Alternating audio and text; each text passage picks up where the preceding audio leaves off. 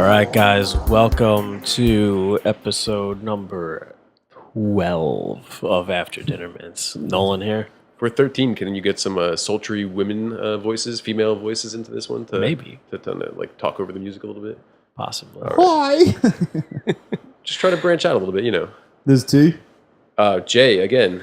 So sitting in- I'm going to do a little intro here. Jay's on our second podcast in a row here. So Jay and I go way back fucking 28 years.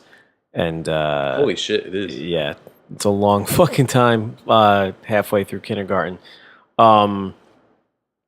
Yeah, so we go way the fuck back. So Jay is, for all intents and purposes, with the exception of one person who I've literally known since I was 0, my oldest friend by far. Your mother's womb. Yeah, I was gonna say you can't count your mom's vagina. No, my boy, my friend Nick, I've known since we were both infants. Is Nick what your mom calls her womb or her vagina? Yes, Nick Unwin, actually. Oh, I actually know that. I know your mom's vagina. Good old, That's hot. good old Nick the Veg. So Jay has quite an interesting fucking story over the past couple of years, and we're just gonna let him fucking take it away. Wow.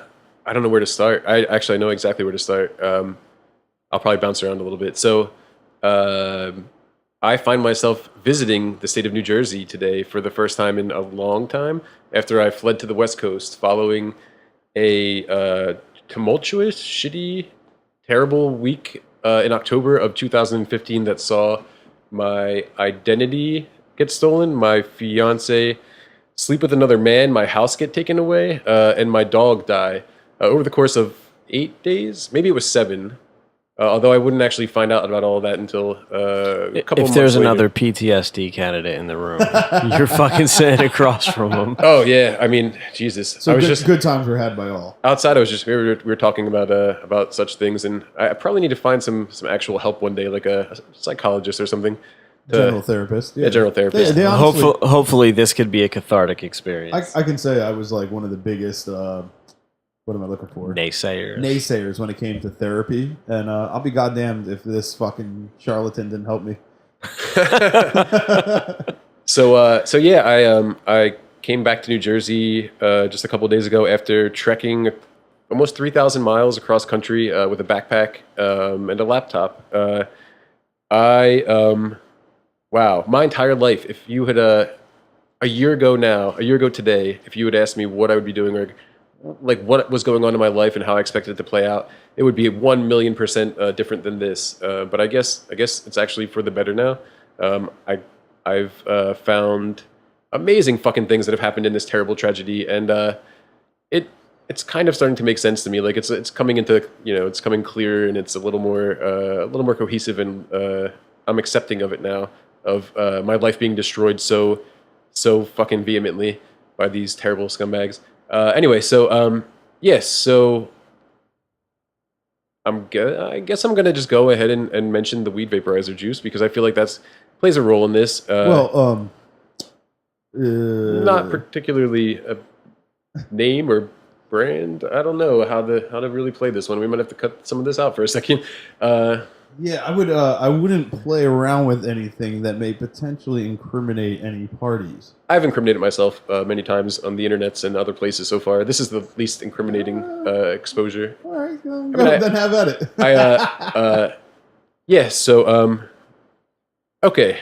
I begin my comic book story with weed vapor. No, I found myself a year ago. A long time ago in a galaxy far, far away. A long time ago in a galaxy far, far away, approximately 18 months ago, needing money to help pay some bills and turning to the underground internet to sell illicit medicines, which were of the weed variety.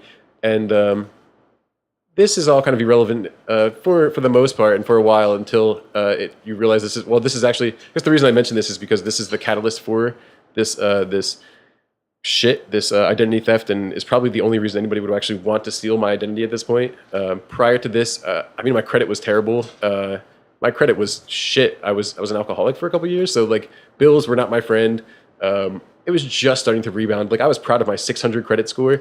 600 is like, it's pretty terrible. Now it's like 497 or something. I'm like 6 points above the This is after many people have had their Sure. hands in my credit besides myself. My proud 600 score is so far away now. Yeah, so the only real reason I can actually, people would ever want to impersonate that life or take it over, I can imagine is thanks to Bitcoin and some silly little part-time job that turned into what I guess a career for me now, or a business. So I guess Two just, businesses? just a heads up in case anybody doesn't know what Bitcoin is. Bitcoin is internet money. It is anonymous internet coins. It is anonymous. It is primarily used or known for its use in drug deals on the internet. Yeah. But However, it is a recognized digital currency. it is. It's, And it's not considered official tendered by Not the, just drug deals, though. I mean, you can also buy white infants. oh yeah, I mean it's limitless. You could buy car. I mean, there's all kinds of places that more and more places pop up that take it, but it's a digital currency. It's not officially recognized by the government, but it can be used for transactions, and its value fluctuates Yeah, just it's like a any form other of currency. It internet can be digital currency. traded for real currency at Oh, any yeah. time. Well, the IRS actually took a stance on it and let it be known that you can get taxed on certain dealings with Bitcoin are now taxable by their laws. So I guess it's becoming legit. But anyway, it at the time was internet nerd money. It was just computer money, and there's ways to sell it. It's like a stock, I guess. So I was poor in TransUnion and Equifax credit scores and real world belongings, but rich in fake internet money at the time. And that is, I guess, how this whole thing started. So yeah, I found myself in a 1 week period last year losing my entire life, having my identity stolen, my fiance being evicted, and my dog dying. Like the Armageddon of terrible things that could happen to me happened to me over the course of the first week of October last year, all at once, back to back to back to back. There was a point when I was like quit drinking. I said, like, when my dog passes away, like, this is going to be like the thing I'm fucking freaking out about. Like, I'm terrified that I'm going to go and start drinking again because the dog is going to die. So the dog died, and then the next day, we start just screaming. My fiance and I were just having it out, and she was really not a fan of me anymore. And I decided to take a break and leave and flee the state of New Jersey for a little while to go visit friends in Las Vegas. And she would invite a man into our house who went ahead and cashed 48 checks against my bank account in my name for thousands of dollars, and steal my passwords, steal my homemade sex tapes, steal any kind of thing that would be private anything that you would imagine as your private life. Essentially, anything on your computer was taken. Subject yeah. to fucking thievery and I broadcast. now So basically, you move out. You temporarily at least move out west, and you're while you're out west, your fiance has some skeevy little scumbag pop up in your house. yeah, it was actually a friend of hers that she had known for a couple years. So that's why it kind of like blurs the line in terms of like how much she may have how much this may have been planned or whatever. Something I just don't know. But yes, It doesn't even matter. Really. It doesn't. Yeah, Nope. yeah. I mean, basically, it's just like some weaselly little scumbag fiance's involvement to some level. You know what I mean? And this little fucker has access to everything you have on a computer. yeah, I think that he I guess he was in love with. It feels like he was like in love with her, and he wanted to like assume my life, like literally probably just have me kill myself and slide on into my life. Only I call he's that like, the friend in waiting. oh yeah, the friend That's in the waiting. friend in waiting. That's the guy that's always around. You know what I mean? You get in an argument with your girl. Oh, you shouldn't be dealing with that. You don't have to put up with that. You're too Yeah. good for him. The white You know? knight. Yeah, exactly. And then as soon as something goes wrong, he tries to fucking squeeze up in there and see if he can tag a little action. Actually, I remember so well the last time I saw him, and the last time when I actually left that morning, a friend of mine had come over to help me get some of my like things out that I would need to go and stay in Las Vegas, some clothes, whatever it was. And he was there maybe an hour after I left the house that morning. It was 7:30, 8:30 in the morning, and he was there already. And I like walked into the house and I saw him on the bed in our bedroom, and they were just like sitting there laughing or something. Who knows what. So much of this is like is told through a blind white rage, like a white hot rage that I had at the time. So it's really hard to recall. But Was this before you knew shit was up? Or? Oh yeah, this was just my dog died. At this point, my dog died, and I was just depressed as fuck. I had a 12-year-old pit bull that I adopted, and had her for my entire my entire adult life. She was my buddy. She was my best friend. She was my kid. So I your cried dog like dies and she's on the couch giggling with some jerk off. no, in our bed. She was in our bed, in our bedroom. Well, yeah, even worse. I Yeah, guess. yeah. About an hour after I left the house, on terrible terms with her. Yeah. So they get up and they come out and they're talking awkwardly. And I now remember him telling me that he had cancer and he was undergoing like this chemotherapy that is non-existent. It doesn't really exist. So anyway, he told me a couple things that morning, and one of them was when I was carrying a box of my, I think it was like books and just small things I would need for like the next week or two to not be in that house. He helped me carry something out to the car that morning, and he said, "Listen, man, I know you guys have had a tough time about it recently, but I want you to know that I'm here for you and I'm here for her, and I'm on your side. Like she's gonna talk a lot of shit about you, but I'm gonna back you up. Like we're men, we stick together. Like I got your back. I want you guys to stay together. I'm your friend. Don't worry about this. Like I got you. You're okay." And that was the last thing he actually ever. That was the last moment I saw him. Yeah, I automatically don't fucking trust anybody who says I something feel like like any that to real me. man doesn't say, "I'm a man. We're both men, and we'll stick together." Yeah, there's no such thing as fucking bro code with some dude you barely know. True. Well, and even if there was, like, anybody that's going to subscribe to that bro code, you know what I mean, isn't going to A, say bro code, Right. and B, like, make a point of being like, Make a "Hey, point we're of both letting men, you we'll fucking stick know." together. Yeah. Yeah. So they're actually, I mean, I had known this guy from a couple years earlier. We had like one or two interactions as a. We had gone to school together for years. Oh, I didn't fucking know him at all. back But we then. were I- like, he yeah. was sort of peripheral. Yeah, because he's like 2 feet tall as an adult. So yeah, and he was in and out and, whatever. So In and out. In and out of fucking... The school? Yeah, in Or- and out of school, in and out of being involved with people. I've known him for Oh, fucking in and out of the clique. ever. Well, in and out of the school, too. He was there, he was gone, he was there, he was gone. Gotcha. Fucking, but, he'd always been like a peripheral character in our larger fucking... A satellite friend. I wouldn't call him a Acquaintance. satellite friend, A but a satellite satellite acquaintance. person. Somebody satellite fellow student in school. someone I who knew someone who you're aware of, but Sure, isn't sure, fucking, I knew him because of roll call. I knew his name by roll call. How like, we every were. day. Oh, yeah. Well, yeah. Oh, okay. I would later come to find out so many things about this that just kind of like build up onto his character. Like his father is an active member of the Ku Klux Klan. That is a thing. What? Oh yeah, his father is still. The Klan is actually active in Jersey right now? Oh man, Yeah. have you been That to? seems insane. The Klan has a large pocket of like support in Delaware. Delaware is a crazy racist. Really? town. Or North racist state. Jersey. I know. Was it like out The west? Pines, South Jersey. Portland, right? Isn't Yeah. like Portland like skinhead capital of the U.S.? I've never been. Hopefully later this summer I'll Okay. go and I'll check it out. But yeah, so he also was and this is how I actually known him from before. He is an opiate dealer. He sold like oxys and heroin and all kinds of shit like that. And we went to a Super Bowl party when we first got together. This is the only fucking time I really like remember him prior to him walking out to the car and shaking my hand and telling me I've got your back on this.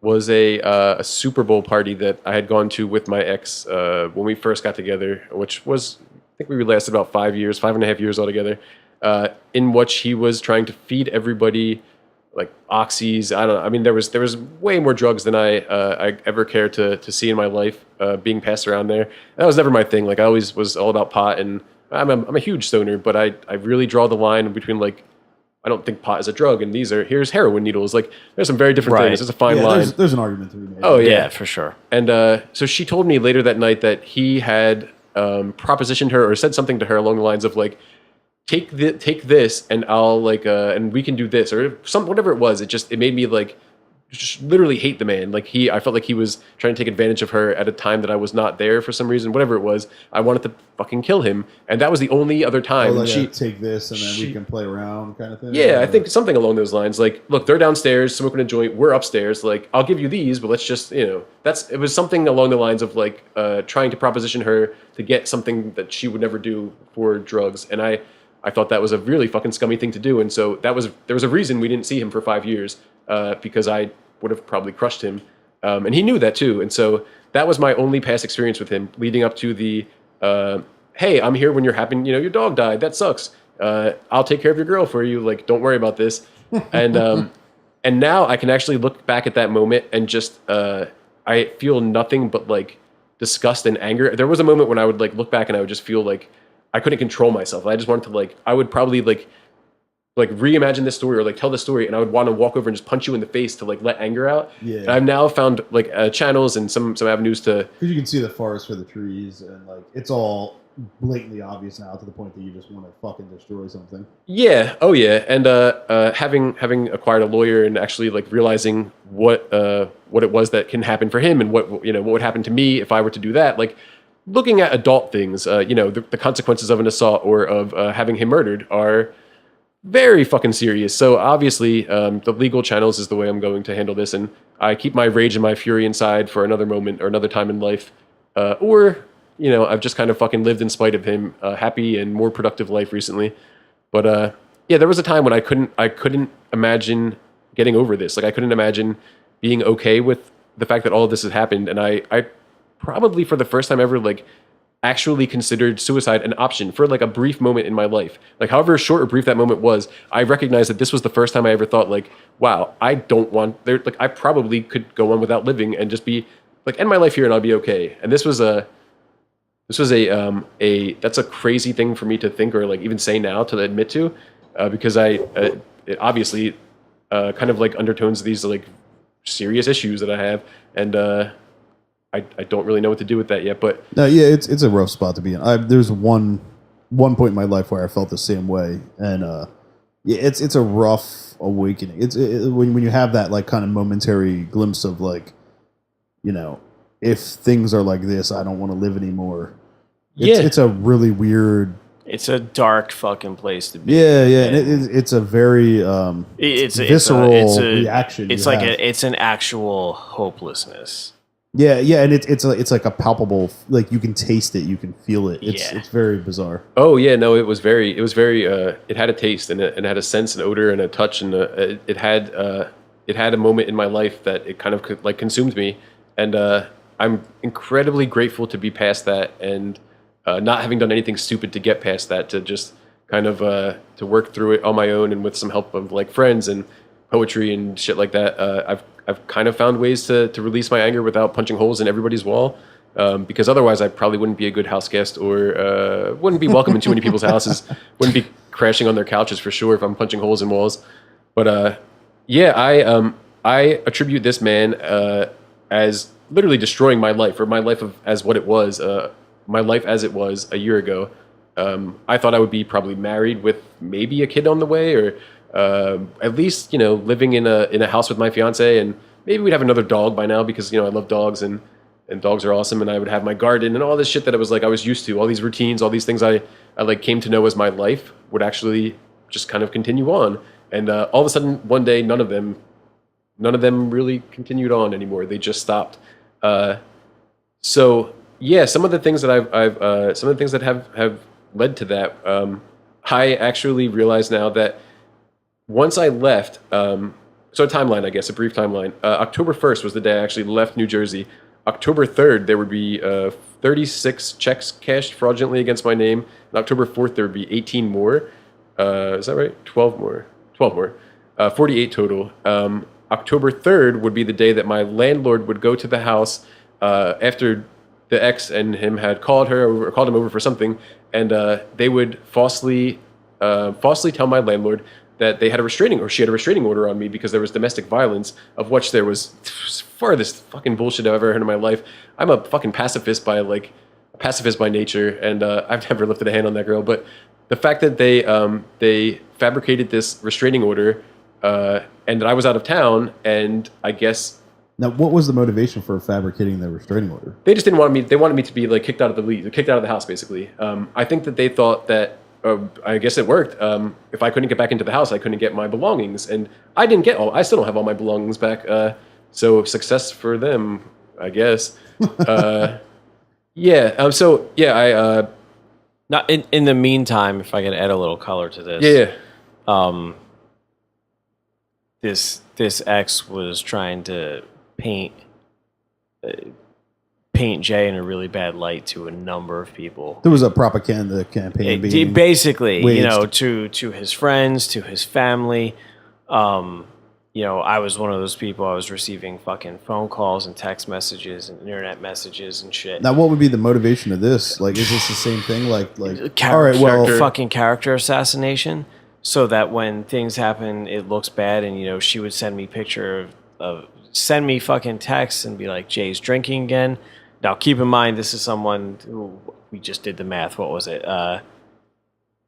So like, 28 years. Oh yeah, yeah. You know, someone I've known 28 years, I know very fucking distinctly the difference between drinking Jay and sober Jay. I know the difference between fucking alcoholic Jay and non-alcoholic Jay. I know the difference between Jay with one drink in him and fucking, you know, various versions of this person extremely fucking well. So when I'm getting a phone call being like, Jay's drinking and he's hitting me, and here's the picture, and it's a picture of like a girl who got hit that is, you know, an internet meme that I see that you fucking cropped.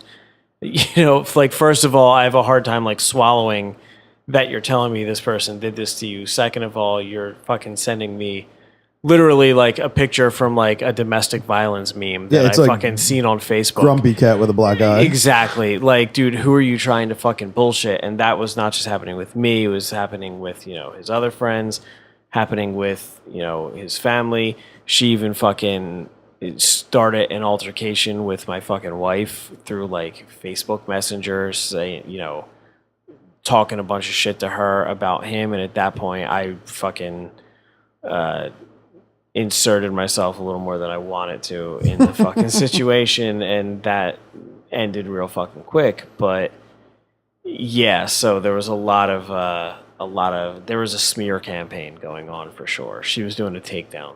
Oh yeah, it was character assassination all the way. The fact that any portion of people in my life knew me as a one-time alcoholic, like that there was always this little seed of doubt that I could go back to that. I guess people I'm sure had taken her word and like ran with it. Like, oh, Jason is drinking again. Okay, well, everything goes out the window at this point. Jason becomes untrustworthy. He's not the person we know. He's not the person that just fought 4 years trying to get sober and stayed sober. And it really was just like taking me down piece by piece. I think like systematically destroying me from the bottom up. They would go into. Well, actually, let me finish the Yeah, I was going to say Yeah, sorry. Our timeline is where we've just kind of so they tangential, I guess, a little off the beaten path. They had the landlord there the day after the second day that they were fraudulently cashing all these checks in my name. They had the landlord over to inform him that this restraining order existed, and they're now going to court, and I'm being sued for domestic violence or something. Like, there's a domestic violence case against me, which all of these things couldn't be further from the truth. My sister and a couple friends work for the police station. None of this has ever really been documented. No. Not at all. Not in any town. Not anywhere ever. What was the motive for all this? Like, what? Like, do you believe this was like pre-planned from the beginning? Like, how long are you two going out before this? 5 years? 5. Okay, so that's ridiculous. I now think it definitely wouldn't be pre-planned 5 years in advance. No, but there wasn't the Bitcoin hadn't come into play until a year prior, and that was when we started getting a little shaky. So I now envision a scenario where they maybe just wanted me to kill myself, like get so low and actually kill myself, so they could claim all of my Bitcoins. For the clarification of people who might be listening and to help you get it out. Yeah. How did the Bitcoin contribute to things getting shaky? No, they didn't contribute to things getting shaky per se. She had always been a little like a little uneven about my sudden new job, selling weed vaporizer juice on the internet, as trustworthy and honest and allegedly. As much as I could run that thing as a successful business and did allegedly run that as a successful business, it was very much just me dealing drugs on the corner, or very well may have been just me selling like crack rock on the corner. Against this. She smoked pot every day, but she had a moral stance against me selling So it's okay to smoke pot, but not to sell it. So hypocrite. That's fucking ridiculous. Yeah. And she left her job, and I was a freelance artist, so my paychecks would be huge one week and non-existent the next week. There was no like steady steady income. Which And any contractor is well aware of. oh yeah, Private contractor. So once she actually like had left her job, which was that summer, a couple months after I started selling the vaporizer stuff, I realized that this all started to become like a there's many reasons for her to want to do these things, I guess now, and I still kind of don't want to believe that it's that way, but if it's walks like a duck and it quacks like a duck, and it's a duck, right? Is that what it is? Yeah. It walks like a duck, quacks like a duck, and it is a duck. It's a fucking duck.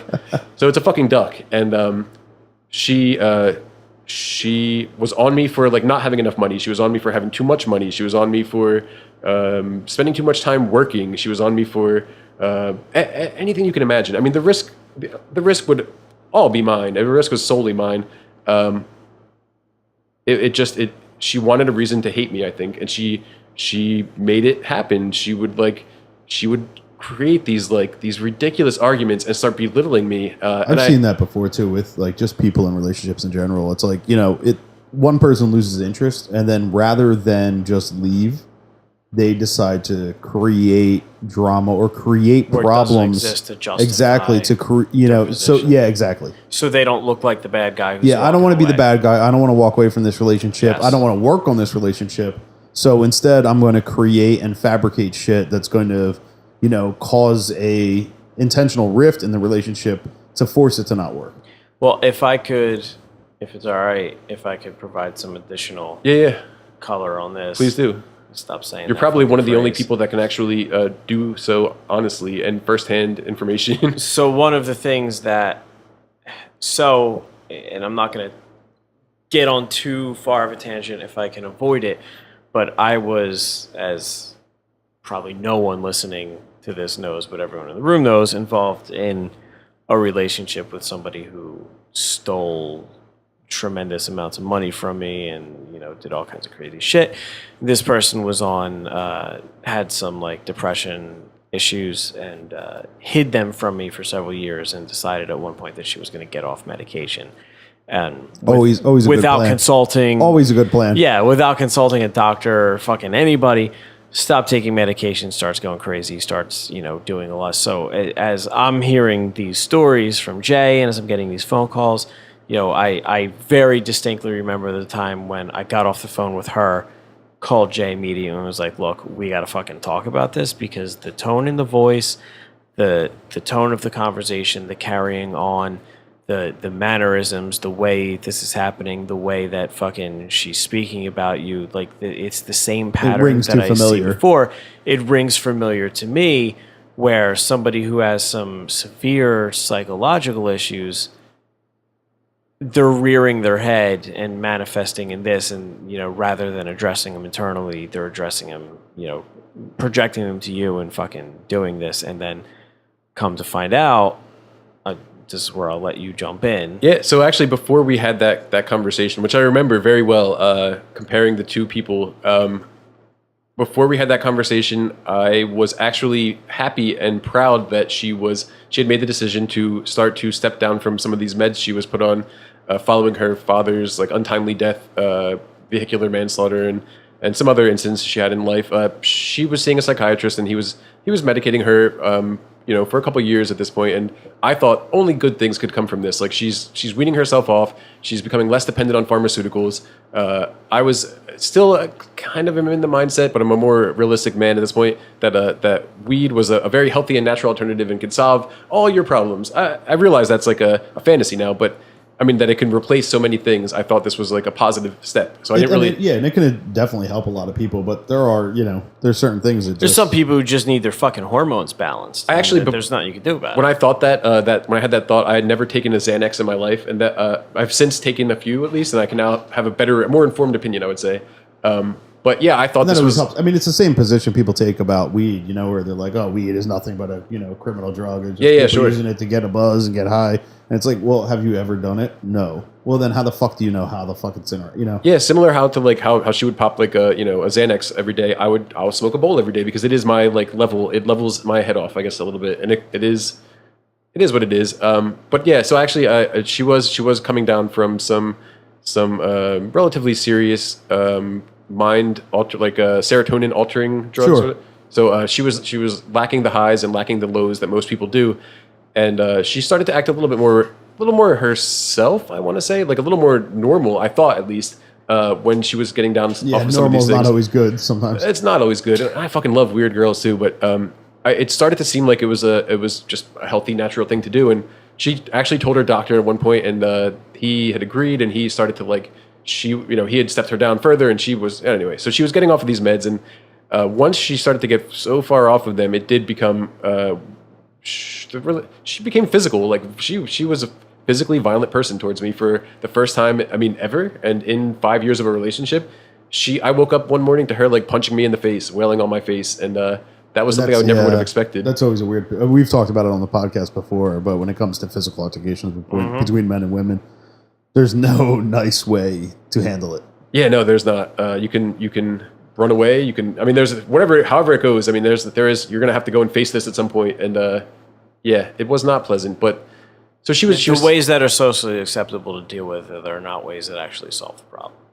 What is the socially acceptable way to deal with a woman punching you? Fucking walk away from it. Walk away, call the cops. You know. Well, I did. Who will arrest you? Doesn't matter if somebody's throwing a lamp or a frying pan at your fucking head. Yeah. I did both of those things, but it didn't help. So anyway, they had the lawyer or the lawyer. They had the landlord over to basically go about getting me kicked out of the house. I guess it's of note that I had paid for the security, the last security, and was paying for the rent myself basically for the last year at that point. So this whole time you were actually paying for the rent while they're trying to get you.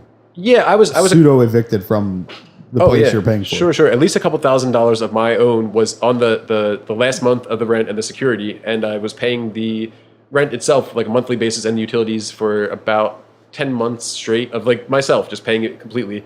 So I guess there was no real other route for her to go to take over the house because she wasn't paying for anything than to have me removed by the landlord through some bullshit. So she had told him that I was physical with her. She called the cops. She got a restraining order on me. He never apparently bothered to check that this restraining order was a actual thing.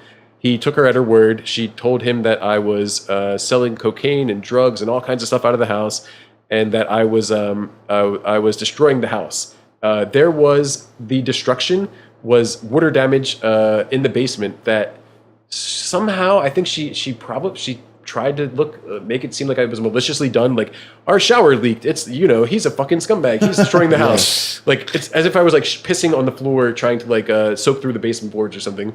So the landlord calls me when I'm visiting friends. I'm in Las Vegas, and he effectively tells me that I'm no longer welcome to the house and that he is having me evicted effective immediately. And if I had any questions, to have my lawyer contact him. At this point, that's insane. So without any evidence whatsoever, he just believes this fucking sob story. Oh yeah, he told me I went over there. Her friend and her were really upset. They sat with me really somberly and told me they didn't want to do this. Like, this is what it is. And we had actually been like, it was him and her that he actually sat down with her. Oh yeah, he sat down. With the landlord, he was like the feeding this whole bullshit. Yep. Yeah, he was the yes man, or he confirmed everything apparently. The guy who scripted it. The guy who hasn't seen her in years. Well, at that point, I mean, I guess, it's a weird place because it's like, as not to play devil's advocate, but as the landlord, it's kind of be weird, you know what I mean? When you have this girl along with another person telling you like, oh, all this Who's stuff is validating the story. Exactly. Short of rape, there's not many more things you can say that would make me like be more terrible or more polarizing. Like, this man had raped my fucking child. Like, what else can you possibly say to make me seem like a bigger asshole than he beat me up and I have a restraining order? He beat me up and he's selling drugs and I have a restraining order. You have to keep him away from me. And because this man was here to just say yes, this happened. Apparently, that was enough for him to buy it. So I didn't really. I mean, I was in shock from the dog dying. First off, like, this is all new to me. I didn't know that she had cheated on me. I didn't know that any of this happened. We just had been fighting. I wanted a break. I went to Las Vegas. Well, you hadn't even got into that yet. So they were actually fucking the entire time too. I mean, who can know really? Who the fuck can know? At one point, she told me she had sex with him once, and then I saw some text messages that she sent him that were pretty disgusting afterwards. Anyway, so I was depressed. I was in like manic depressed because of my dog. My best friend just died, and I was fighting with my other best friend, my ex at the time. So I didn't really know what to do with that information, and I just thought like, holy shit, like, I'm not in a rush to go back home anymore. So I decided to stay with some friends in Las Vegas for a couple extra days, and when I got back is when everything really started to come to a head. I went back to New Jersey. This was in October still of last year, prior to the collection agencies, prior to everything else kind of like crashing down around me. I just wasn't welcome at the house at this time, so I said I'm going to go and get my get some police to go to the house with me and get my belongings because I don't feel safe like going there. I'm not going to have any of this nonsense like come at me. I don't want them to give any reason to like sell me down the river or like get me in trouble. At this point, everything is so ridiculously out of control, like from an exaggeration or a fabrication standpoint. Yeah. That you would be insane not to have somebody with you as an escort and or a witness. Yeah, I had a Nolan come over here a couple times with me to be the sane I don't know, like the peacekeeper, just by sitting on the couch and waiting for me to pack my bags. That's how terrible it was for a while. So yeah, I wanted nothing to do with it. And there was, I don't know, the second day I was home, I guess she had come by my parents' house. Meanwhile, I'm sleeping on an air mattress in my old childhood room, which is now littered with like my nephew's toys. There's like 5 feet of space between the wall and the door, and I am 6 feet tall. So like I'm crammed in this little tiny room. I'm miserable. I'm like I didn't know what to do. I had begun to talk myself into moving to Las Vegas, to leaving New Jersey for good, and I was coming back to say goodbye to people and get some shit and get out. And she came by the next day, and she like said some sweet things into my ear, and she like said how much she missed me and she was sorry. And again, I didn't really like. Whoa! What? Yeah. She said like she missed me, she was sorry, and I didn't really like. I don't think she knew that I knew that she was not aware that I had spoken with the landlord and that I knew of this fake restraining order, because in her eyes it was just Lucy died. Like this never came up, and I realized that now. And so she's over there and she's saying all these things, and I want to work on us, I want to do this, and I started to ask her questions about like the landlord, the house situation. She goes into this expecting the fact that you're like completely in the dark. Yes. She doesn't think you've realized that anything has happened, even though she started this whole fucking shitstorm of nonsense. There's literally no way. I called the landlord to have him like basically do what she did to me, but in reality to have it done because I didn't want them at the house anymore. Like the house was in my name. It was everything was paid for by me. Like I called to let him aware of the situation, that there is a legitimate drug dealer at the house, and this is yeah, that conversation did not go far before it got turned around, and I was the bad guy across the board. So it's just insane to me that she would expect that none of this had gotten back to you. I mean, to be fair, I was visiting friends in rural Las Vegas. Like, I mean, there's Las Vegas and there's unincorporated Clark County, Nevada, which is there are no streetlights, no sidewalks. It is a farmland. It's also the era of cell phones, right? It is. Oh, it is. So I'm sure your landlord could reach you wherever the fuck you were. Well, this is when my life really starts getting like torturous. My cell phone, my Sprint account, had actually been hacked into. Had the passwords changed, had the features changed on my phone, so I could not call out, or so I could not receive, I could receive calls but not call out. I could send text messages but not receive them. So, because you can literally go in Sprint, at least on CDMA phones, you can edit every single feature and as make an it, option. Yeah, oh yeah, as an option. So, because he had access to my password, or they had my password, it pretty much, it's like your recovery info. How many favorite authors do you have? How many middle names does your father have? Like when you know somebody's security info, you know their info, and when you know a couple passwords, sure. Typically, you can reset the rest by getting through a Gmail. So it started to go down this like really slippery slope, and I was losing my mind very quickly once this all started. But yeah, they infiltrated my Sprint account. They would eventually ring up $500 of charges on mobile billing for Sprint. They would change my my security answers, the answers to the questions when I called in to reset my password, to cunt face, all of them, cunt face, big bold capital letters. So when I called in to like actually regain access to make calls on my Sprint account, on my Sprint plan, I had to tell them that my favorite author was cunt face, or that that my middle name was cunt face. And this is something I had to say 3 times, 3 separate instances, 2 times to a female, once to a male, which was ridiculous in itself. But how did you figure that out? What's that? Oh, at some point I had requested a password be resent to my phone, and I managed to log in, and I guess I reset the password before they could get back into it, whatever it was. Right. And I saw that my security answers were cunt face, all of them, cunt Gotcha. face. It was one of the most ridiculous situations of my life, and that was just like kind of the so beginning. like bizarrely immature as well. It is. Yeah, so, like it's also fucking degrading. Like you have to sit there. Like we could sit here on a fucking podcast and shout cunt face at each other, and it's fucking humorous to us and whoever's listening. But to actually like have to sit there on a phone in a conversation with someone who's trying to do their job because your identity is being fucking stolen, and you're like, my middle name is cunt face. Well, and it's even more ridiculous that somebody you have passed to the fucking sit there and do that. It's even more ridiculous that somebody past the age of 16 would think that this was like Yeah. something that would be clever to do. no, they were terrorizing me. They were literally just terrorizing my life at that point. And again, kind of just the beginning of it. So they would gain access to my Facebook, my Gmail, Google Plus. I mean, any account any account that's out there. I mean, I probably had it, and they had access to it and claimed it. They effectively took over my online persona at a time when I had moved out to the middle of nowhere and had no communication with people because I could not make outgoing phone calls. Was living in a desert, like was in traumatic fucking shock of my dog dying.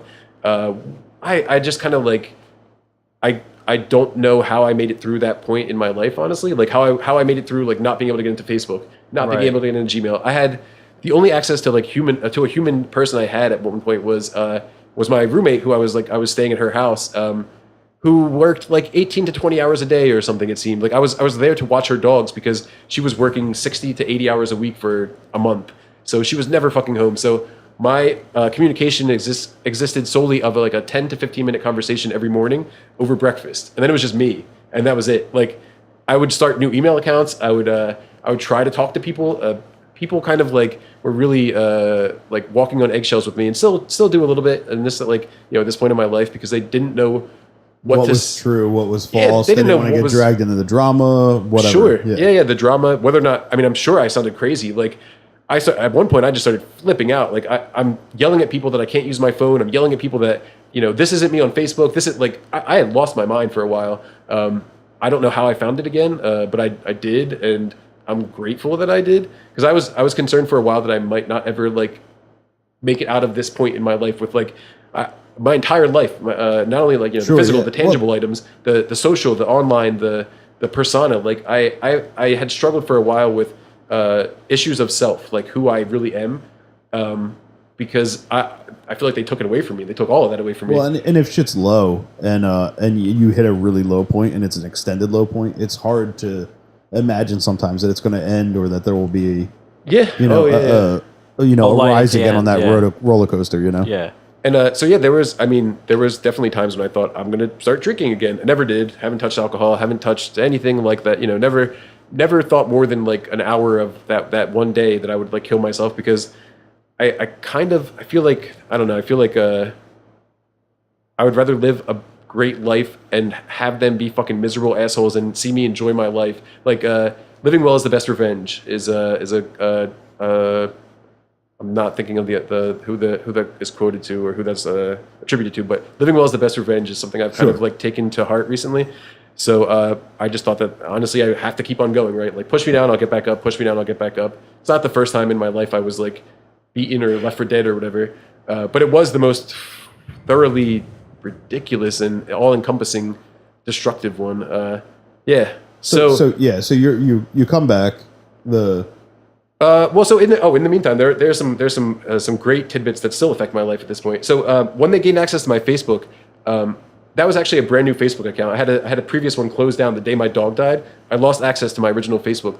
They would take that over. I found out and convince Facebook that I was drunk and continuing to have I would request to have this account closed down. I lost access to it. Said shut it down.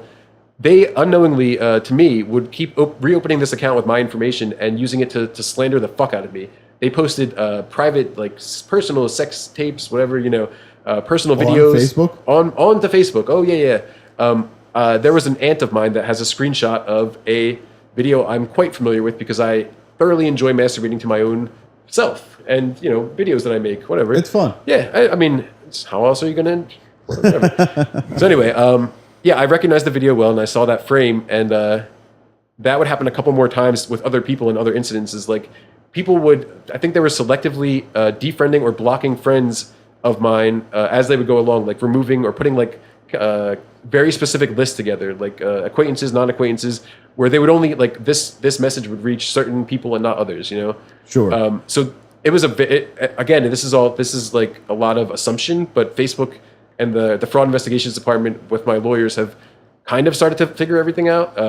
But yeah, they were very much using that to slander me. And Well, I mean, based on the level of like maturity of the individuals involved, like the amount of planning into this, I'm sure it's kind of hard. I would imagine at least that it would be hard to figure out because it's some of the actions and some of the things seem so half thought and immature. You know what I mean? That it's almost hard to find logic in some of the insanity. One of the things that they were doing, as I got messages, as my wife got messages, and as other people got messages, I don't know whether it was him pretending to be her or, the other guy pretending to be Jay's ex, or if it was Jay's ex, trying to kind of slander his name, was sending screenshots of these videos that were put up and be like, well, if he's so trustworthy, how did this wind up on the internet, even though they were actually the ones doing it. the ones doing it? oh yeah, I've never. It's just so uncalculated. You know what I mean? Like the level of It's not thought through. yeah, it doesn't make Like there's the any foundation logical of a sense. plan, but there's no fucking structure. Yeah, like these are people who think they're way clever, Yeah. more clever than they. You can actually see are. with the overarching idea that the effect that they're going for Yeah, is, but the there's no execution real is fucking dog bones shit. of the plan. Yeah. I don't really. I think that they thought I would give up a lot easier, like become. I wouldn't fight so hard to like get through all this or like try to gain access to all these accounts. Like, I think they felt like I feel like they thought I would just lay down and kind of like quit life, like go back to drinking and give up and never come back. How And do they how would- do you not like in this moment? Like, so all right, like say you get back into the state, you know this is going down, you know the people involved. How in that moment do you not just drive to this cocksucker's house and put him in a fucking coma? Oh, it has taken a lot of restraint that I never thought I'd had. It has taken every ounce of my being to not commit physical violence on a regular basis for a Because while. if I were you, I'd probably be in jail right now. Yeah, I had so I mean I have a nephew that I love. I have some close friends and family that were supportive to me. There was maybe a handful of people throughout all of this that believed me, just sight unseen. Like Nolan here was one of them. There was really few and far between, but there was like, I mean, that I love my job. I fucking love my job. Like, And it took perspective from other people too. He was gonna go fucking kill him. Yeah, there were several conversations between us about what might be the best way to just put a stop to this. How do we? immediately. Yeah. And from my How do we perspective, deal it with came this? down to like, look, I've not gonna fucking sit here and incriminate myself, but Yeah, we know. I've- Yeah, we know. Where you're going. I have a black hand. I could fucking do some shit. So, but I'm in a different place, right? And there was a conversation that's like, yeah, I might be able to fucking pull some strings here, but shit that comes back to me affects my wife, my kid. And part of that conversation was like, you have to understand that anything that fucking happens points right back to you too. And we had those conversations like extensively, and I'm sure I'm not the only person who's had a conversation like that with you, but it did come down to ultimately like, you could fuck this guy up, you can bury this guy, but ultimately you're getting no fucking revenge on him because you could actually fucking, it's going to take work, it's going to take money, it's going to take an investment of fucking time. Sure. But you can make this guy's life But way if this guy's more that's fucking true. miserable I guess than, it is. If than this he's made if this guy yours. actually serves jail time, that would be far worse. Right, and knowing the person, who they are, their stature. Honestly, the list of fucking enemies that they have that I know, and that was a conversation we had. Like, I know fucking off the top of my head 6 dudes who want to put this dude in the fucking body bag, and there could be a phone call made to any one of them and this motherfucker disappears because all I have to say is, hey, dude, I know where he's at because he's at my boy's old house.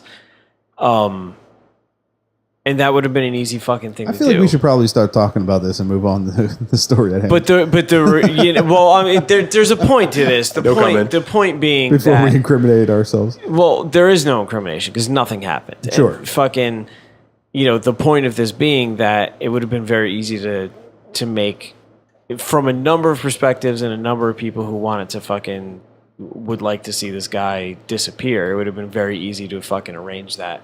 But the reality is, there's no suffering involved there, and he fucking deserves to suffer. So- And the way to make him suffer is to take him and fucking put him in a situation where there's 30 dudes around him who know who he is, know what a piece of shit he is, and he'll get fucked up behind bars. Oh, I mean, just on general principle, I want to kill both these people. Yeah. I've actually come to a modified happy ending of what I would like to see with this guy, and it would be him being in prison for a very long time, and I will start writing pen pal. I will start pen paling some of the people that he's in prison with, and bankrolling their cigarette or whatever fucking habits they have. I'm going to bankroll these things and make sure that he has a very unpleasant asshole for the rest of his life. And I mean, how much does a pack of cigarettes cost a week? I mean, Like, allegedly. This would be a Allegedly- fun thing to do. allegedly, I'm going to write in some letters theory, and you would never actually do it. reach out to some. Potentially, I will reach out to some theoretical prisoners who are violent. Maybe Sure. But I mean, as a pacifist, this is something that you would never actually do. as a pacifist, I don't condone violence. I don't condone violence. Where were we now? Okay. So yeah, it took a lot of restraint, and it took a lot of fucking self control, and I really don't know. I mean, I started going to the gym. It took a lot of outside help and influence and thoughts and music, honestly, to kind of get through this really terrible time. But I knew that like there's something waiting for me still, because I love my job, and I think that now I theoretically can profit from this entire terrible situation. I already have. I think I'm a much better person just because of the events that have transpired, and the preceding, like, just the happenings and the situations I've been put in, the people I've met, the places I've been, all positives that I've taken away from this now. So it's already starting to like turn around for me. But yeah, there was a time when I think I probably would have just, all I wanted to do was destroy him physically. There's a song from this band, Off With Their Heads, and it's just about this person being such a shitty asshole that you're gonna kill them in the middle of the street, and everyone's gonna stand there and just watch and approve of this and let it happen. And it's called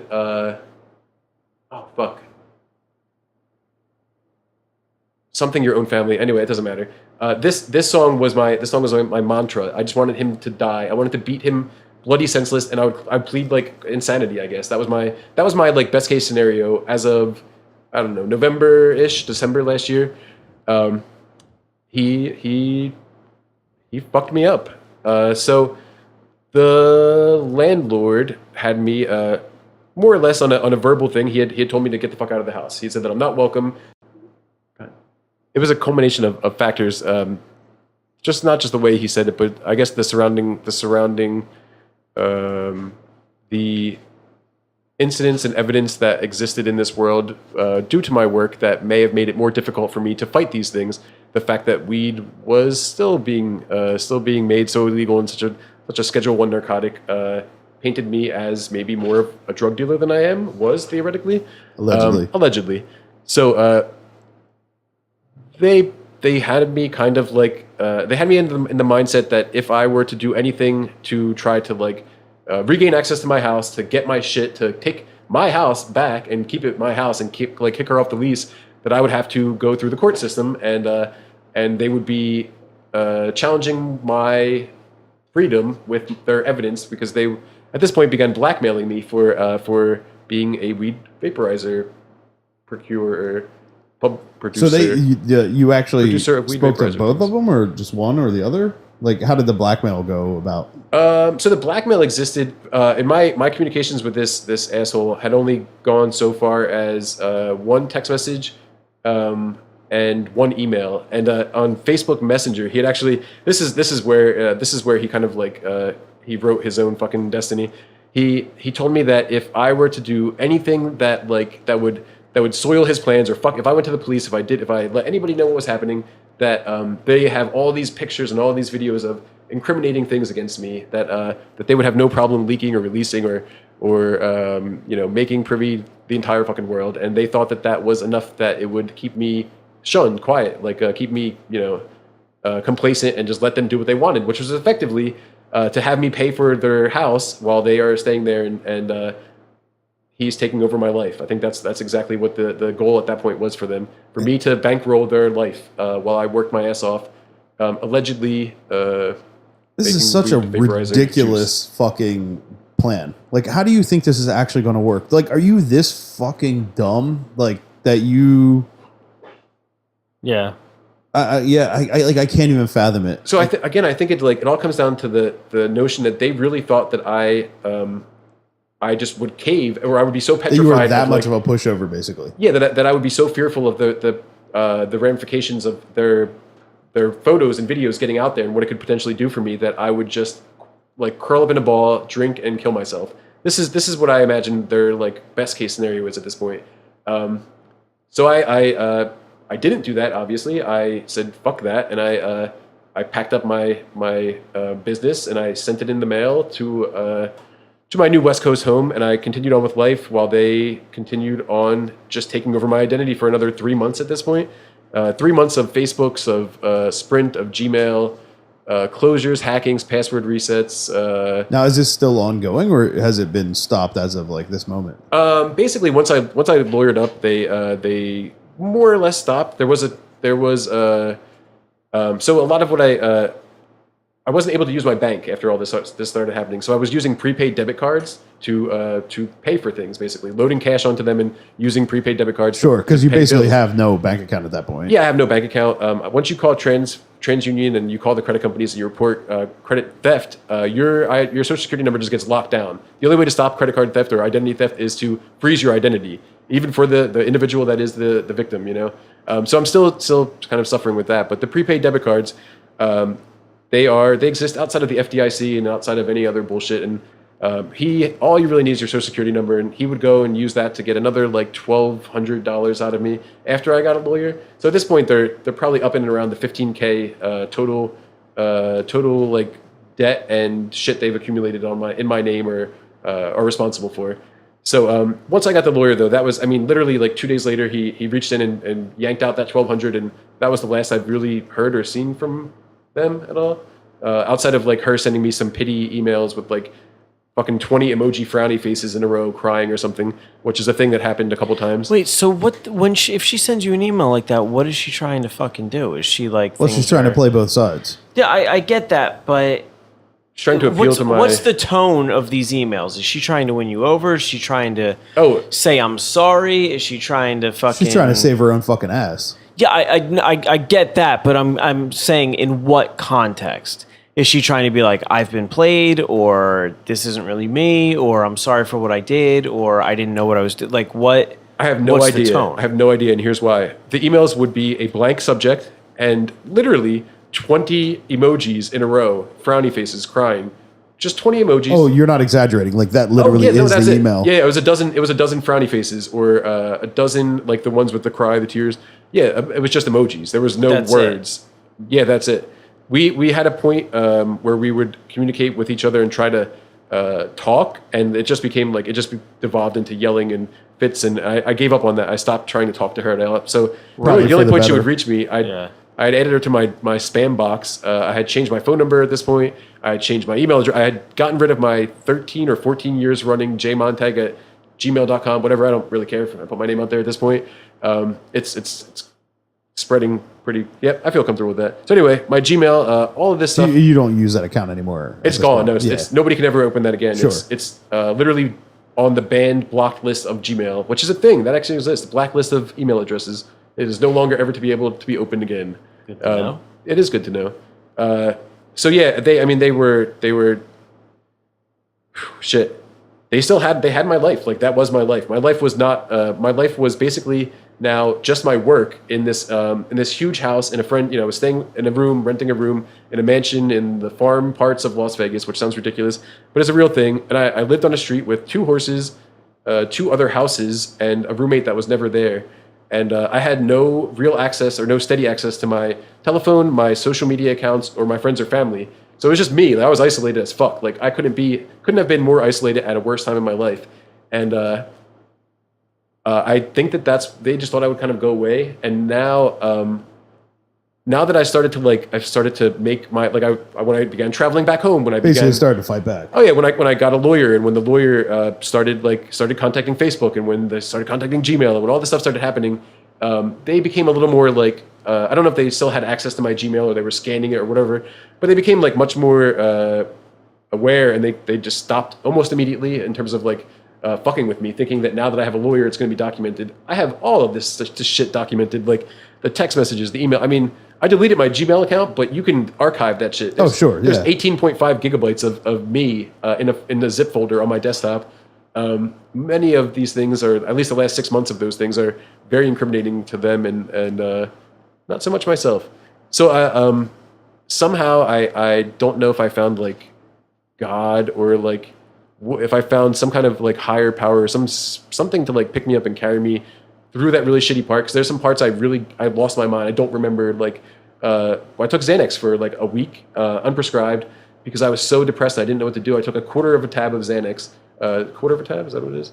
Well, quarter of a pill. 2 milligram. Yeah, so half a milliliter, half a milligram of Xanax for a couple of days in a row, and I started to like. And if you haven't taken Xanax before, that'll chill you out a little bit. A little bit. Oh my god! I mean, I smoke copious amounts of weed on a regular basis, and I'm awake and I'm functioning and highly functioning pothead. And a quarter of a Xanax, and I would just sit in a chair comatose, staring at the mountains in the backyard for hours on end, just staring at the mountains, like literally enjoying the scenery, breathing in the fresh air, and like not being able to really move or do anything. Like I guess it kind of like the combination of like depression and everything and just being new to this substance fucked me up, man. I was not myself. So there was like a week or two when my what I did was kind of spotty. I didn't leave the house. I didn't go anywhere. I think I played video games for a little while, but that was about it.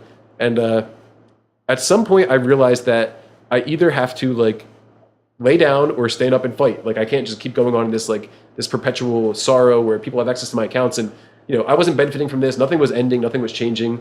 I had a lawyer, but I mean, like the lawyer had advised me it's like 6 months to 4 years of a process that you have to go through. So I had to find something something meaningful to me to get me through those next 6 to 48 months, I guess. I started getting much more passionate about my work, which was a little bit of a secret, a little bit of a, I don't really know how to describe this.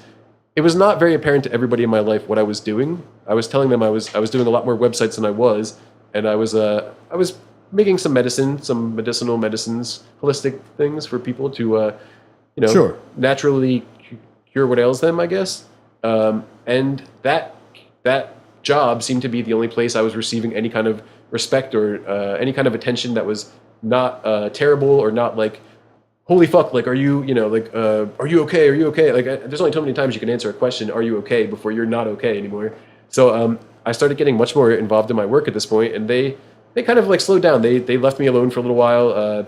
I would then find out that, while this was happening, actually, when I was finally, when I decided to fight back, when I started to get a lawyer, as soon as I got a lawyer, she had gone into the police department and tried to file a report on me with the landlord in tow, and they were basically turned down at the door because they had no evidence. And Did she do this after she knew you had the lawyer, like in a response to try to? it's tough to say because I don't really know exactly what day. Like I'm going off of two people, Right. like people that are associated with the police department, their records. So they say like 4 months ago, and I know I got a lawyer 4 months ago. Was it 4 months and 5 days? Was it 4 months and Sure. It seems very coincidental, but I guess when they saw that I had gotten a lawyer and I was not just laying down and taking this, that They're trying to stack the deck. oh yeah. So Yeah. they wanted to get a restraining order on me, and they were apparently and politely told to go find some proof of what the fuck these allegations, or don't come back. Like they weren't going to take this report because it was so outlandish and so ridiculous and it was based And on. she brought the landlord. She brought the landlord. And, What the fuck could he possibly collaborate? I have no real clue. I don't know if I skipped over this part, but there was we had this relationship with our landlords that was we had like a good rapport with them. They were a little friendly. Like they would come over for like a barbecue once a year or something. Like it was a friend and it was a landlord. It was whatever. So he was just a hippie, and I have no fucking clue what his hippie dippy ass was doing in there. But now he's going to be a part of a real lawsuit, and he is going to go be on fucking trial for answering questions as to why the fuck he would evict me and why all this shit is coming into play now, and he's being subpoenaed. So, when you were evicted, was there ever like an official paper given to you from a lawyer's office because an eviction has to go through a court, there's a lawyer, No. there's paperwork Yeah, filed, yeah. there's a There's judge steps. who Yeah, you can't just deny. signs off on it. You have fucking squatters' rights, so you have like it's either I believe- 30 or 90 days or I something believe you like need- that. so Yeah, I believe you literally need like it's 30 days. 30-day written notice. Yeah. And even during that time, you can't deny somebody access. to Access. their permanent residence. Yeah. Well, so It is illegal. I believe that their whole thing was that again, like the landlord is under the assumption I'm a coke dealer or something at this point, and like I'm making serious dough, and I'm doing really crazy things, and that I want nothing to do with the police. My only issue with the police has only ever been DUIs. That when I was an alcoholic, this is the only problems I've ever had with the police. I'm not a violent man. I've never had like any other offense besides a DUI traffic court in New Jersey. But they thought that I would be so fearful of like whatever it is like that I'm doing in my life that I would not want anything to do with the cops. And the landlord, I mean, he said more or less like he kind of laid it out that he said my hands are tied. What do you think I should do? Like here's this person telling me that like you're being violent, you're being physical. And he said, I can't sit there and watch her cry and do this. So I can't say that I can't let you back on the property without proper accompaniment, like proper escorts. And it started to like, I mean, I understood that literally they're going to pull the hand and make me either force the hand and make me either like divulge this information, or they were going to divulge this information for me and kind of incriminate me in some instances that would not benefit me at all as a person or as a victim. So it's like, what was my repercussions? Do I go to the cops and throw caution into the wind where the laws are far more questionable right now in this part of the country than they are in other parts? Yeah, most definitely. Especially when it comes to domestic violence. Yep. So I decided to get the fuck out of Dodge, and I left the craziness behind, and I opened up shop. I opened a business in the state of Nevada in compliance with all laws and all kinds of federal and state regulations. So in spite of their bullshit, I decided to do exactly what they thought I wouldn't do, which was to own up for my business, and I did exactly that. And now I feel like now it's almost becoming the part where like this is like where my entire life will just be like revenge to them, because their lives are gonna fucking suck now. Like the piles of evidence that are accumulating against these people, and the fact that like all they had on me was pictures of me doing something that is whose legality is questionable and variable from state to state and on federal levels, is astonishing to me, because it's kind of sad, like, to know that their whole like their goal was for me to either kill myself or like stop doing this thing I love, so they can profit from me. Like they can profit from all of my fucking parasites. hard work and my fucking effort and my risks and all this shit. And so I in spite of them, I did the most ridiculous thing I've ever done in my life, and I'm now actually in the middle of I'm not gonna say I'm like writing the fucking like making the wheel or I'm writing like history here, but I am taking a bootleg business and making it a legal operation, which has not been done for like 80 years, 75 years since prohibition of alcohol. I am actually attempting to do this with medicinal marijuana at this point, and so far so good. I don't know. I mean, like it's been about a month, and nobody's knocking on my door yet. The laws have changed by the federal government. Their definitions of what I sell is now that it is medicinal only and it is not recreational. That To provide total clarity, because it's governed state by Oh, yeah, state, sure. Yeah, yeah. where you currently reside, where your permanent residence is, and where the business operates out of, it's completely legal. It is. So there's no Medicinal, yes. You know. I have a card that will allow me X amount of plants, X amount of stuff. I within more than within my legal rights, and this fall it will, I think, with like a 90 or 89% certainty, become recreational. yeah. So I Just making sure that anybody who listens understands that you're not like in New Jersey, fucking, selling vaporizer. Oh yeah, no. Not fucking- growing crops of weed. Yeah, in not Jersey growing and- crops of yeah. weed in some fucking basement in Jersey where Nope. you could do time for that shit, but that you live in a place on the other side of the country where this is wholly legal, acceptable, and it's a legitimate business. Yeah, and actually, the federal government at the time that I was going through all this bullshit updated their stance on these applications, these very specific forms, derivatives of marijuana, which is the ones that I sell, I guess. So somehow I maybe it's foresight, maybe it's luck, or maybe it's just I don't know. I made the conscious decision to only sell these liquid forms of cannabis, and now that has become a okay thing to do by the federal government standards. Yeah. They no longer think of it as a felony. It is basically just the state's decision to come and do whatever they want to do to prosecute me. If so, Sure. Anyway, it still exists a very gray area for all of the dispensaries and medical marijuana, but I feel like when people think of this stuff like, he's starting a weed business, they think I'm crazy. But if like Woody Harrelson goes to Hawaii and wants to invest $6 million in a weed business, he's just Woody Harrelson. He's just doing Right. it. Like Whoopi Goldberg opened a cannabis business. Whoopi is a genius. Jason Montag wants to open wants to pay taxes on his weed vaporizer juice, and he's a lunatic. Like, honestly, I think that's a ridiculous standard. But maybe it's because I haven't started in Dazed and Confused, or haven't been in some of these movies yet. So maybe my time will come. Who knows? But maybe it won't.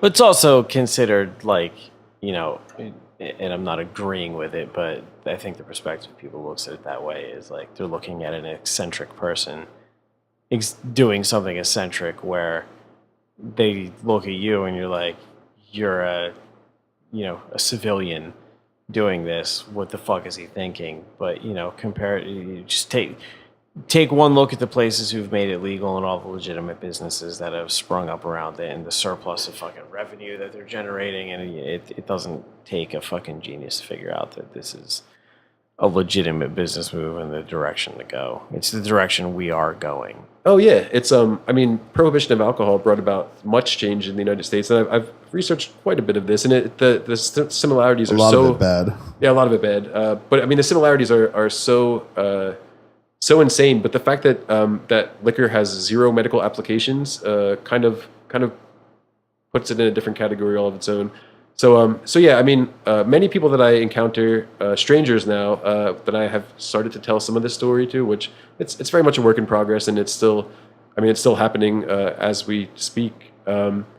They look at it as like a very noble thing to do. I mean, like strangers seem to take to it and think that it's like this awesome idea and it's great, and they wish me luck.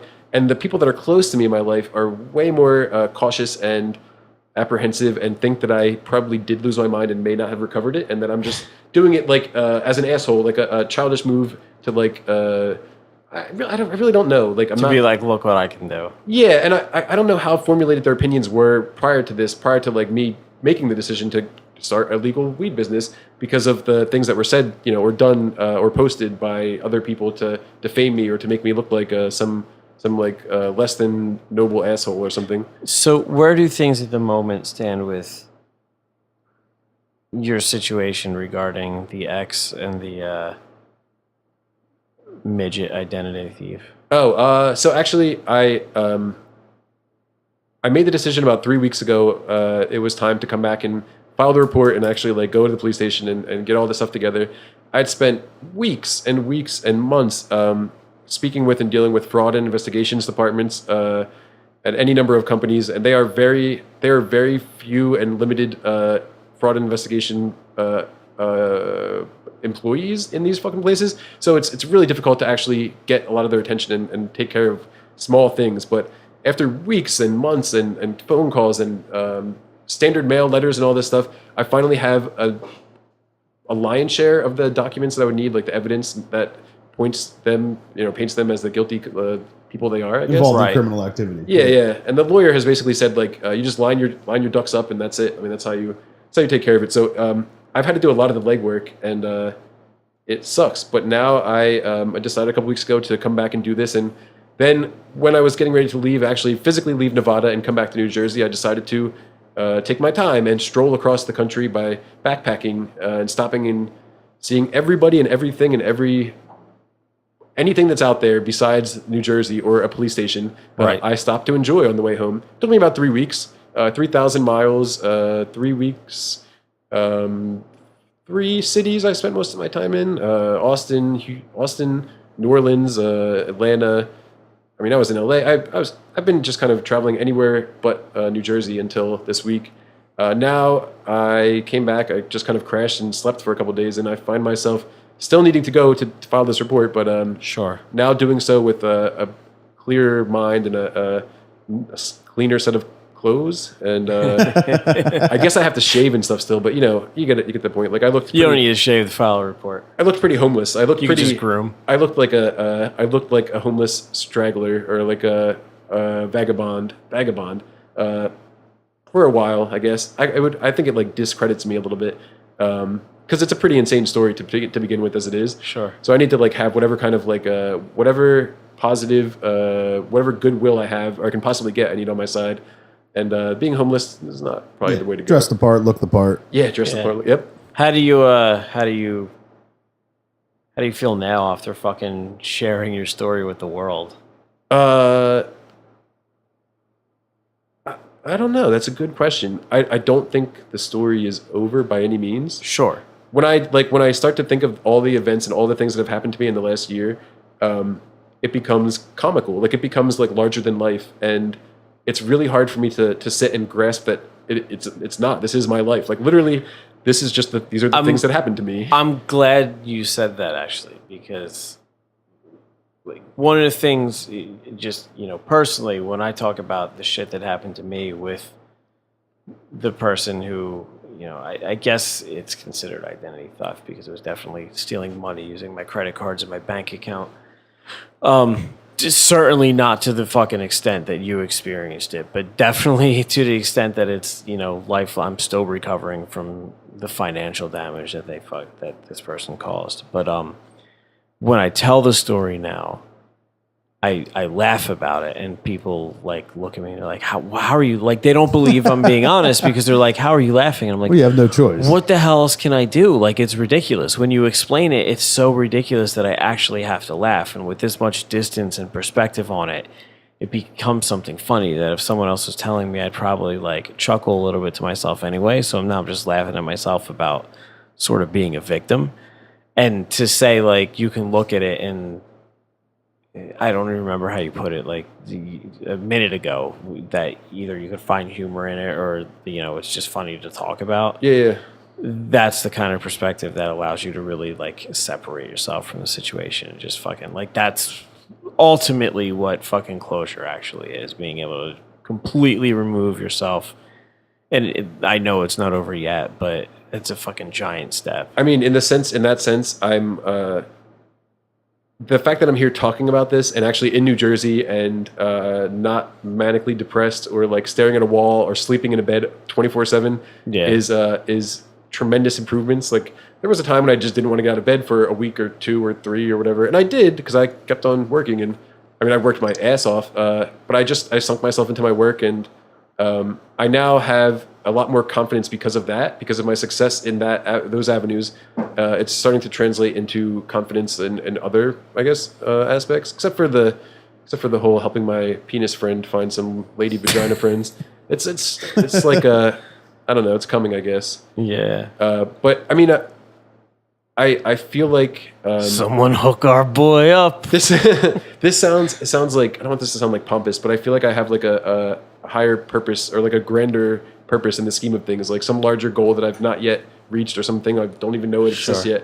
And I'm not sure what it is, but I feel like just seeking it out now is helping me become a more sane individual and a more like worldly, caring, understanding person. Right. I mean, it's this whole situation has allowed me to physically be homeless for an evening in Las Vegas on the streets with people that have literally been, I mean, professional homeless people, the career homeless. They are Right. haggard, they are living out of bags. And I was doing that, but I mean, this was like one night. And one night of that had so altered my perspective on life that I could never hope to imagine like achieving that kind of like that kind of insight from any other experience. And I would have never been homeless, would it not Right. have been for this ridiculous chain of events. Right.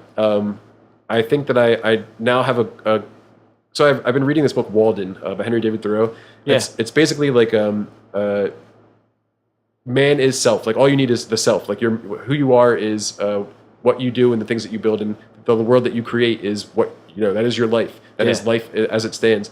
And any like additional things, say like tangible items, computers, TVs, all this stuff is like it's nice and it's a pleasant like distraction, but it's not life and it's not us and it's not who we are. Like what we define ourselves is not we don't define ourselves by the things we have, but by the people we are. And I guess it's one thing to like say that, and then another to actually start to begin to understand it. Right. And moving like relocating my entire life. When I moved to Nevada, I had $100 in my wallet.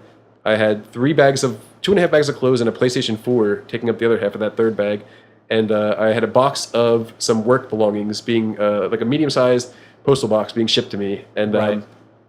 I had one book. Like I had nothing else to do. I just read. I bettered myself. I started learning Spanish. Like I am a 3 or 4% fluent in Spanish now, according to Duolingo, the language learning app. I started going to the gym. I started just like donating money to charity. I didn't have money to begin with. Literally, I was trying to like reestablish my financial situation, and I realized there's people that need it more than I do, and like that. However shitty my life is, theirs are infinitely worse. And to dwell on these things for me, like I lost my fiance. There are a million fucking women out there that are beautiful, and hopefully some of them are Mets fans, have nice asses and long legs, and want to like explore and film themselves on some tape one day with me. And not mentally. Oh yeah, Insane, and not, you know, not- Yeah. Fucking stable. Yeah. yeah. I mean, dream a dream, right? The stability. I would take like 3 out of those 4, 3 out of the 5, but the stability is like a key one. But I mean, there's so many other things to worry about in this life that things I was like really getting upset about. Like my identity is stolen. Can I still eat food every day? Yes. Like have I been able to live and like put a roof over my head? Yes. For the most part, the roof over my head. Like I'm able to sustain and live a productive life without all this bullshit in it. And it's just a perspective and a way of life I really wouldn't have had access to if everything had like if nothing changes, nothing changes. Right. If this hadn't happened, this terrible tragedy, I probably would not have gained so much insight and so much perspective and knowledge and just a different outlook on life. It's like seeing things with new eyes, finding joy in the small things and all that bullshit. I would much rather just sit and listen to music and smoke a joint and stare at a fucking field of flowers than worry about like the nonsense that is going on in my life at this point, because it's things you cannot control and all that nonsense. Sounds prophetic and it sounds pompous, but I definitely am a better person today because of this tragedy and this bullshit. I would never tell them that in court or never give her the satisfaction of like knowing that, but I will enjoy the fuck out of my life, and I will be sure to post some pictures publicly of me like whatever I'm doing, whatever the success and happiness I have. Do you wonder if getting the satisfaction of knowing that is almost fucking as much torment to the two of them as what they did to you? I know. Like it when is, you're like, yeah. I would never let them know that. Maybe you fucking do. Maybe that's the secret. Well, I think like so it actually started like anytime I would start to come out of like my depression, I would post like something on Facebook or whatever that was not me hating my life and myself, is when they would start to like attack again, I guess, whatever it is. Right. Like that's when they would take over my account and put bullshit up or whatever. So Right. I mean, it's really like I don't know. I almost like I'm going to enjoy my life in spite of them, because you've taken everything away from me and I'm still standing and I'm still breathing and I mean, like, what else can you possibly take? So now it's my turn to actually fucking destroy them by just being happy and like living a good life and knowing that they sat there for months and gave it their all. They tried to like systematically tear apart my life, and they succeeded in many aspects, but I'm still here. Like, I'm still happy, healthy. I'm like in the best shape physically of my life, which I don't know what that says. I eat better. I like have more friends. I mean, I have friends in cities that I'd never fucking visited before, and I have the identity theft and the evictions and all that shit to thank for it. I also had the balls to just go for it and kind of take this weed vaporizer thing to the next level. I mean, like I would have never done that.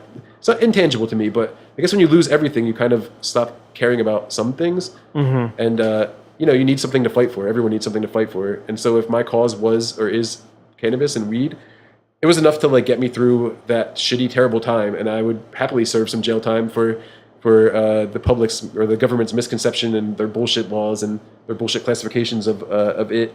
If I knew that it would serve like a grander cause, if I was like the catalyst for change. And in the time that all this has happened, actually, I mean, maybe it's coincidental, but prohibition has begun taking a hold, like ending, like it's the prohibition era of marijuana is coming to a close now. Like everybody, I mean, the decriminalization per state and the medical marijuana, adding the medical marijuana to the states, you know, has never been so fucking like booming. I guess in this time, it's now is like the change. I guess so. Yeah. Maybe it's just a good timing and it's a purpose. The perfect storm or like perfect clusterfuck of shit that's gonna allow me to like come out as this shiny turd of gold or something.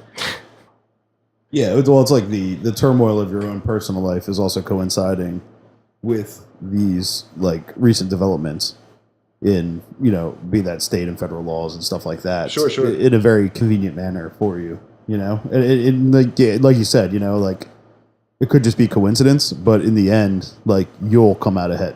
Yeah. I mean, like, you know, I wouldn't be the first person to be arrested for weed, and I won't be the last. Maybe I will. Who knows?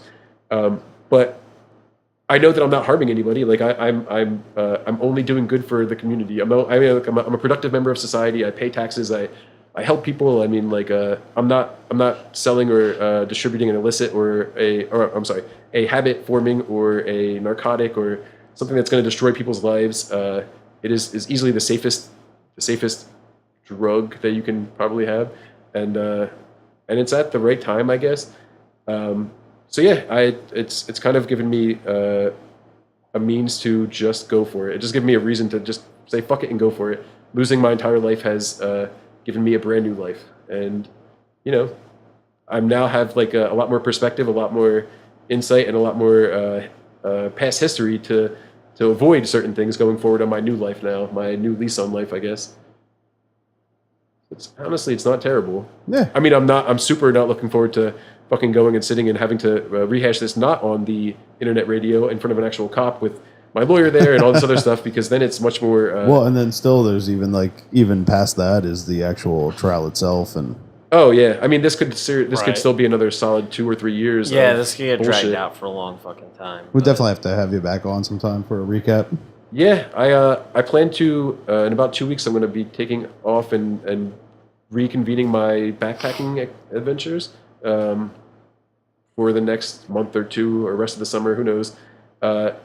It's been the most positive, beneficial, inspiring thing I've ever done before. Just like traveling to cities I've never seen and fucking distributing granola bars and peanut butter sandwiches to homeless people has given me this like little peace of mind that I've never had before. And I now believe that I actually would donate half of that $1 million. If I make $1 million, like that first $1 million, I feel full on that I would actually put it to some good use. Whereas before I may have just kept it for myself and kind of like been, I don't know, much more dickhead about it. I think if I ever like actually find success now, I'm humble enough to recognize it and to actually do good with it. And these are things again, like perspective or traits I might not have had 2 years ago or a year ago. I'm always in need of more money if you want. I mean, this way. No, believe me, I am too. I've had to stop working while I was backpacking because it's quite difficult to run a nationwide distribution chain where I'm producing. I am the producer, the distributor, allegedly, the marketer, I am the entire company, and doing that from a backpack in hotels and on people's couches, it's a challenge, but I enjoy challenges, and I've persevered through worse. So, you know, it's only a couple months. Let's see what happens at the end of the summer. I'm pretty excited, actually. Yeah, I mean, well, it's like, and that's the thing. Like, it is true, and I know it's cliche, but it's like, once you hit the bottom, there really is no place to go but up. Yeah. Yeah.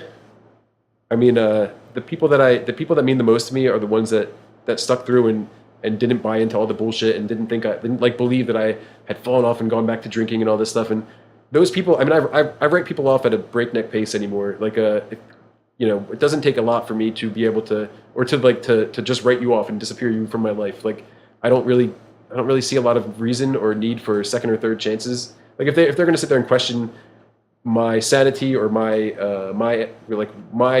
whatever it is, my business, my way of life, pretty much they can go fuck themselves. And if they disagree with it, I mean, I literally don't care anymore. It's reached a point where, like, I will happily walk around with my middle fingers flying in the air all day long, and then stop and shake, like, good people that actually need. I would happily help people along the way with that same middle finger, but it's given me a tremendous chip on my shoulder, a tremendous, like, fuck you to the world, basically. That's just that I didn't have that kind of a point, that fire in my belly before. That exists too, along with all the charitable shit. I mean, it's Sure. It's a gift and a curse, I guess. Everything that's come, but it's definitely made me a new man. I am very fucking different than what I used to be. This is it's revelatory shit, man. Well, I guess before we cut off, is there anything you'd want to plug or? Yeah, sure. Actually, you can legally purchase my cannabis infused lip balms and some T-shirts at cannasciences.co, CANNASCIENCES.co. No M, because those M's are old school. That's about it. Otherwise, I'm gonna just And what's available on the site? Lip balm. TH Chapstick, which is my THC lip balm. It is cannabis infused lip balm. So there's two flavors we have now: Restorange and Eucalyptus. Yeah. It's cute. I had a lot of time on my hands, man. I had a lot of time on my hands. I also, so this is going to get ridiculous. I'm just going to mention this because I feel like it's necessary. I somehow wrote like an entire a spoken word hip hop album, unrelated to this. But this was my actual Like deaf poetry or. Yeah, and like instead of violence, like when you said how did you not like rip his head off, I Sure. started writing poetry that had violent imagery, a lot of it, and that was my release. So maybe at some point, like this is what is it? Today's June 3rd or 4th or something. There's an outside chance, like a year from now, I could be like the white nerdy Kanye West, I guess, of like weed vaporizing. Like I'm gonna, if everything goes well, I would potentially have an album, a weed vaporizing company, and a comic book cartoon vaporizing crime fighter strip thing launch at once. That is an optimistic side of everything. That is, I mean, clearly I need to learn how to. No, I guess I don't need to learn how to rap, but I need to like find my groove there. Right now, it's just poetry, but yeah, I think like nothing can really stop me. I mean, like, however cocky that sounds, I feel like either be with me or be the fuck against me, because I want to fucking like tear now. I just want to take over everything in a positive way, though, like Robin Hood. So, closing out before we shut this thing down, this is obviously a show that took a very different tone than a normal one, but I wanted to give you the opportunity to put this out there. Oh yeah, and fucking, like I said, having known each other for almost 30 years and talking earlier about how many different fucking versions of you I've known, this is by far the fucking best one. You're a different person now than you were fucking 6 months ago. Well, Going through actually, this that's shit, that's quite a compliment coming from you. So thank you. That's good to hear.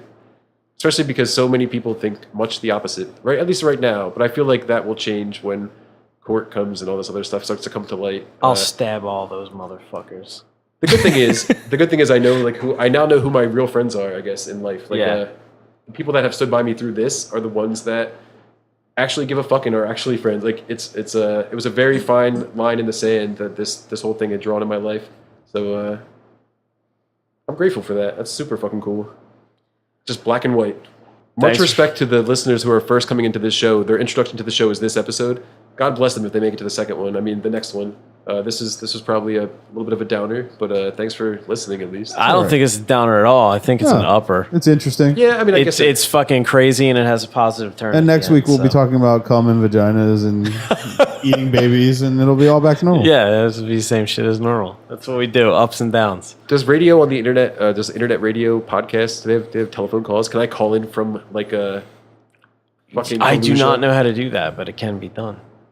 The internet is a beautiful thing, man. It's a terrible, beautiful, and scary thing. It is all of those things at once. Actually, the last thing I would like to plug is anything but Google. To really like seriously tell people to fucking fragment their services up. Like, do not let Google control all of your information. You gotta stop relying on all that Google shit and change it up a little bit, man. It's scary the amount of data they have on you, and it can take over. Someone can take over your fucking life in a heartbeat by your Google account alone. So yeah, fuck Google and go CyanogenMod. Woo. All right, fuck Google. We'll see you guys next week.